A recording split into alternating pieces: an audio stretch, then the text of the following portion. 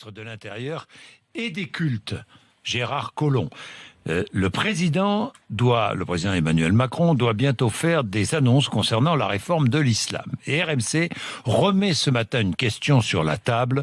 Faut-il taxer les produits halal pour financer les lieux de culte? Alors, Anaïs. c'est une question qui ne date pas d'hier. D'abord, Charles Pasqua la mettait sur la table en 1992. Depuis, les politiques s'en emparent tour à tour. Mais cette taxe halal se heurte à plusieurs obstacles. D'abord, juridique. Si l'État prélève une taxe sur le halal, c'est contre le principe d'égalité devant l'impôt. La sénatrice UDI, Nathalie Goulet, a rédigé un rapport sur l'organisation de l'islam de France au Sénat. C'est pas possible, une taxe halal, ce serait totalement inconstitutionnel. L'État ne peut pas taxer un objet religieux. Ce qu'il faut, c'est une redevance fixée par les communautés musulmanes elles-mêmes, si possible, de façon harmonieuse, mais pas une taxe, c'est une redevance. C'est comme la redevance cachère. Le cachère est organisé par la communauté juive depuis extrêmement longtemps et représente presque 40% des revenus du consistoire. C'est le vocabulaire qui est impropre, c'est pas le principe.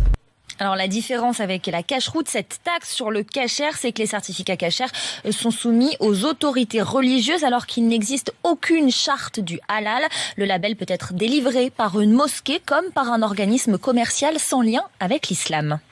Reste que l'islam a besoin de financement.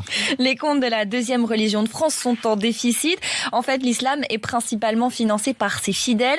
Le souci, c'est que la collecte et l'utilisation de ces dons sont jugés trop opaques. En ce qui concerne les financements étrangers, ils restent minoritaires. Le Conseil français du culte musulman reconnaît que l'islam a besoin d'argent, mais taxer le halal n'est en rien une priorité pour son président, Ahmed Ogra. Ce n'est pas en taxant, le halal sur les musulmans qu'on va résoudre le problème du financement essentiel pour le culte musulman. On vit dans un pays premièrement laïque, donc on ne peut pas imposer à un culte une taxe.